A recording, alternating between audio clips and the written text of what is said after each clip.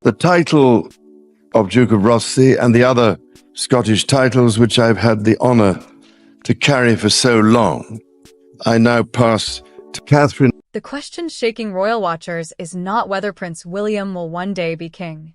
Everyone knows that. The real question is why his future suddenly feels closer. A reported private document, King Charles III's signature, and the pressure around succession have created one uncomfortable mystery. Is the monarchy simply preparing, or is something deeper being protected? For many viewers, this story begins with a dramatic claim that King Charles III has signed a sensitive document connected to Prince William, the Prince of Wales, and his future role inside the British royal family. Buckingham Palace has not publicly confirmed any secret transfer of power, and there has been no official announcement that the king is stepping aside. But the claim has traveled quickly because it touches a question people were already asking. Every sign involving Charles and William now seems to carry meaning. That is where this becomes larger than one headline. Succession is the royal subject everyone understands, but few people like to discuss too directly. It is written into monarchy, yet it is tied to family, age, health, loss, and duty. For the public, William's future may look like history moving forward. But for the family itself, it is far more personal. A father must prepare his son for a role that can only fully arrive when his reign has ended. That emotional truth gives this reported document its power, whether the claims are accurate or not. But why now? That is the question royal watchers keep returning to. Charles spent decades preparing for the crown under Queen Elizabeth II. He knows that a future monarch cannot be created overnight. Briefings, public discipline, constitutional knowledge, and the confidence to carry national symbolism all take years to develop. So if William is being prepared more visibly, some will call it responsible planning. Others will wonder whether the timing points to a more sensitive concern behind palace doors. This is the tension the palace must manage carefully. If William is seen too little, critics may ask whether the future is being neglected. If he is seen too much, the public may ask whether authority is quietly shifting. The king remains sovereign, but the Prince of Wales is no longer merely waiting in the background. He is becoming, in the eyes of many viewers, the visible shape of what comes next. And that change can be felt in the way people now read royal images. When Charles and William appear together, people do not simply see father and son. They see the present and the future standing side by side. When William takes on a serious engagement, it is examined for signs of readiness. When Catherine, Princess of Wales, appears beside him, viewers are seeing a possible future king and queen consort, with Prince George, Princess Charlotte, and Prince Louis behind them as the next chapter of continuity. That family image is powerful, especially for older royal viewers who have watched the monarchy move through decades of change. It reassures people because it suggests stability. But it also raises another question. Is the public being gently prepared to think about William's reign before anyone inside the palace is ready to say so openly? This is why the word document matters so much. A document sounds official. A signature sounds final. A private file suggests something serious enough to be kept from public view. It creates the feeling that somewhere behind palace doors, decisions may be taking shape before the nation understands them. Yet royal history shows that major shifts are not always announced first. They appear through patterns, adjusted duties, and choreography. Still, there is danger in reading every gesture as proof of a hidden plan. Responsible preparation does not mean abdication. More visibility for William does not mean Charles has been replaced. A future king learning the weight of duty does not mean the current king has lost authority. But monarchy depends on confidence, and confidence is shaped not only by what is true, but by what people believe they are seeing. Once viewers sense a shift, even an ordinary adjustment can feel like part of a larger story. For Charles, this must be an unusually difficult position. He waited a lifetime to become king, and his reign deserves to be understood on its own terms. Yet, as monarch, one responsibility is to make sure the institution continues beyond him. That means preparing William without making his own reign look temporary, and sharing responsibility without appearing weakened. For William, The burden is just as complicated. He must appear ready, but never eager. He must support his father, but never overshadow him. He must accept that the crown is his destiny, while protecting his own family from being swallowed by that destiny too soon. If reports about deeper preparation are accurate, the future he has always known about may now be pressing closer. That is what makes this story feel intimate beneath the constitutional language. It is not only about state papers, advisors, or palace planning. It is about trust between generations. Can a father prepare his son without making the preparation feel like a farewell? Can a son step closer to duty without feeling that every step carries the shadow of loss? And for the wider monarchy, another layer waits beneath the surface. Once William's future becomes the focus, Queen Camilla, Catherine, and even the distance surrounding Prince Harry, the Duke of Sussex, and Meghan Markle, the Duchess of Sussex, all begin to look different. Loyalty, duty, and family unity suddenly matter even more. So the mystery is not simply whether a private document exists exactly as claimed. The deeper mystery is why the claim feels believable right now. Why are viewers so ready to imagine that the monarchy is preparing William more seriously? Why does every conversation about Charles now seem to lead, sooner or later, to the future king waiting behind him? For now, the crown has not changed hands. Charles remains king. William remains heir. But the public conversation has shifted. When people stop asking only what the monarch is doing today and begin asking what the heir is being prepared to do tomorrow, the monarchy has entered a more sensitive phase. And to understand why this moment may matter more than the palace is willing to say, we have to look at what royal preparation really means when it moves from private duty into public suspicion. That private duty is where the story begins to sharpen, because royal preparation is never only about one person learning. It changes the atmosphere around those close to the throne. It changes who is listened to, whose diary carries new weight, and which royal figure begins to look less like support and more like the center of the next chapter. For years, William's role was easy for the public to understand. He was the loyal heir, the steady son, the husband and father who represented continuity without carrying the full burden of the crown. But if reports and royal commentary are correct that his preparation has become more serious behind the scenes, then the meaning of his role begins to shift. He is no longer simply waiting for history. He is being measured by it. And that raises a delicate question. Who decides when an heir is ready? In monarchy, readiness is not announced with one statement. It is built through access, expectation, and trust. A future king learns how to speak for the institution without becoming the institution too early. The public sees the balcony, the carriage, the solemn walk into a cathedral. What it does not see is the discipline required to make those images feel calm. That unseen training matters because the crown is not only symbolic. It sits beside government, national identity, public grief, celebration, and crisis. When something serious happens, people still look toward the monarch for steadiness. One day, they will look toward William in that same way. So the question is not whether preparation should happen. It must happen. The tension is whether the public is beginning to notice it before the palace is ready to explain it. And once the public notices, the story changes. Every engagement begins to carry a second meaning. A speech is no longer only a speech. A photograph of Charles and William together becomes a study in distance, posture, timing, and trust. Royal viewers begin asking whether the king is simply being supported, or whether the future is being allowed to stand closer beside him. That is where the palace has very little room for error. If Charles appears alone too often, people may ask whether the burden is too heavy. If William appears beside him too often, others may ask whether a quiet transition is being staged. If Catherine is present, the image becomes reassuring but also prophetic because people see the shape of a future reign. If Queen Camilla stands beside the king, the message is loyalty to the present.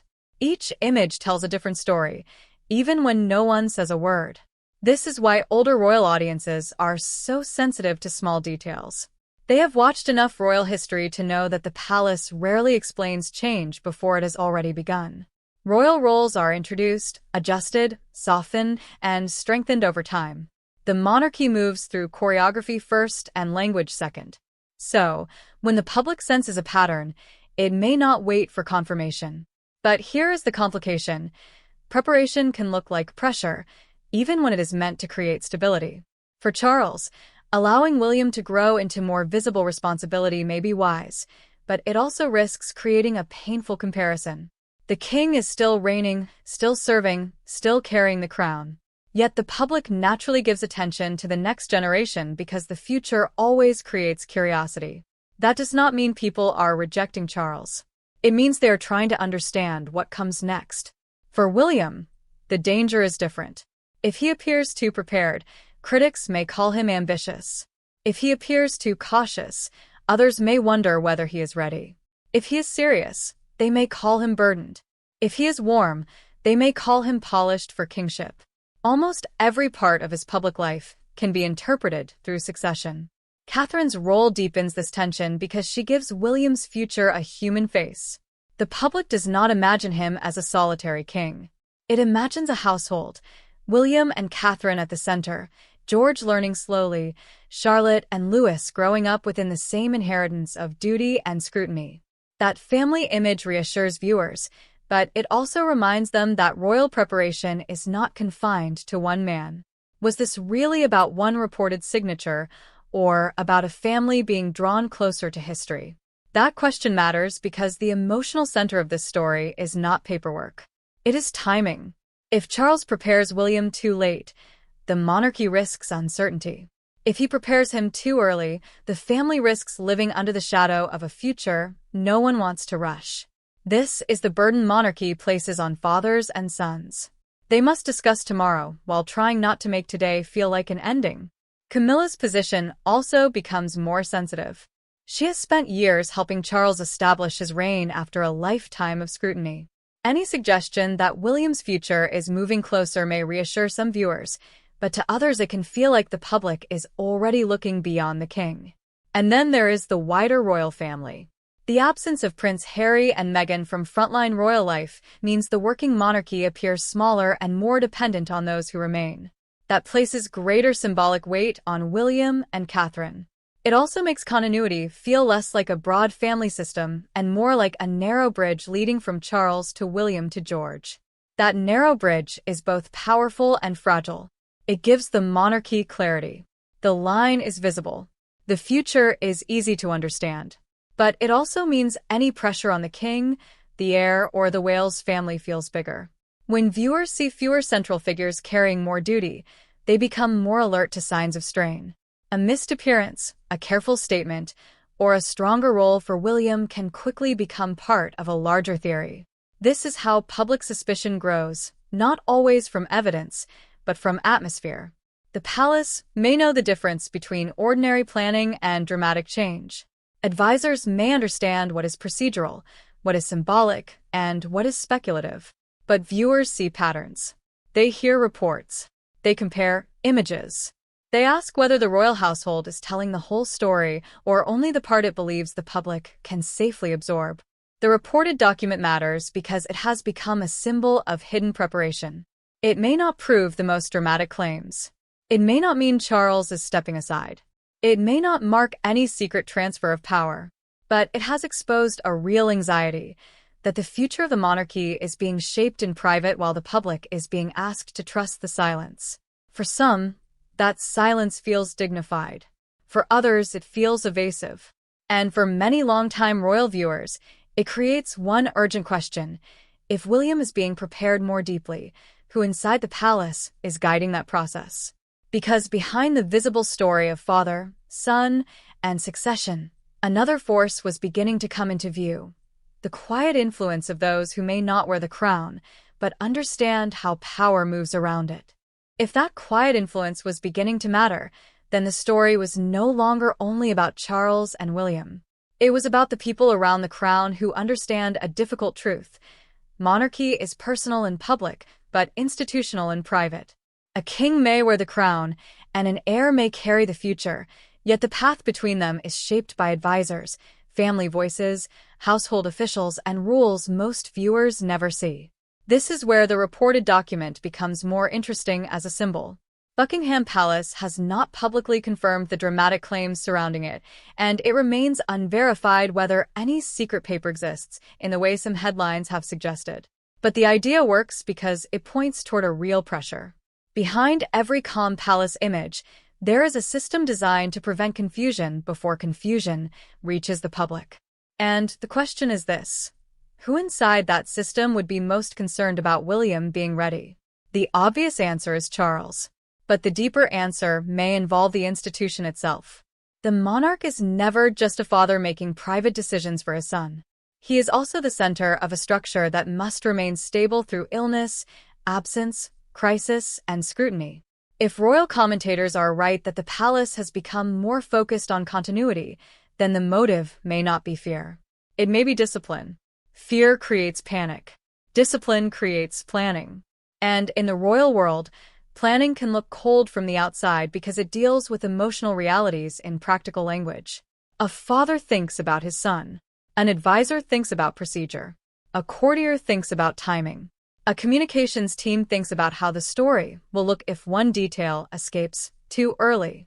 All may be looking at the same future, but each sees a different danger.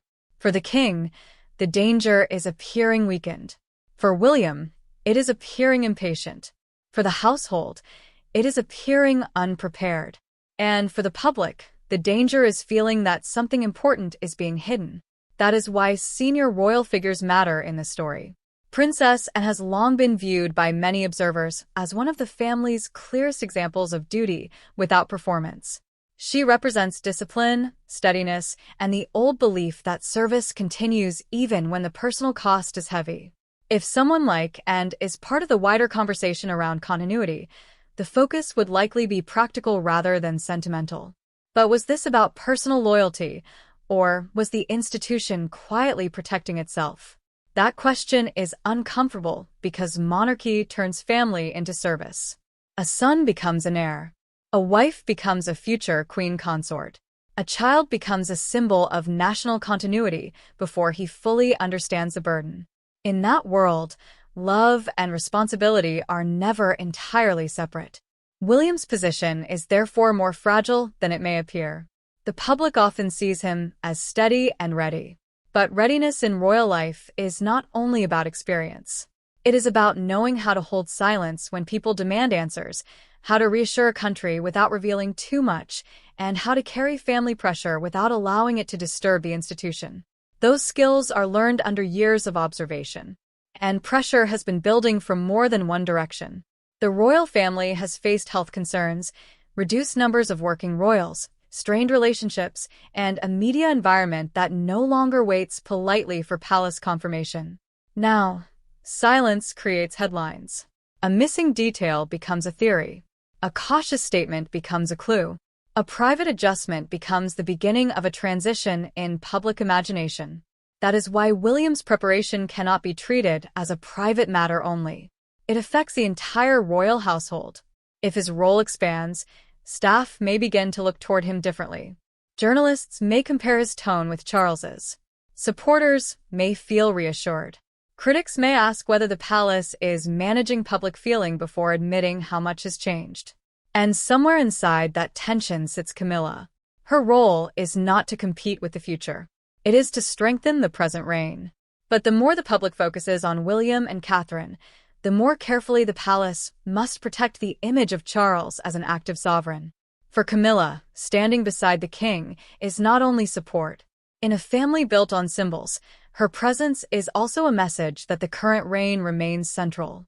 Catherine's message is different. She represents the future that feels familiar and comforting to many viewers. Her popularity gives William's eventual reign emotional warmth. Yet that warmth can also speed up public curiosity. The more people trust the Wales family, the more easily they imagine them at the center. And the more easily they imagine them at the center,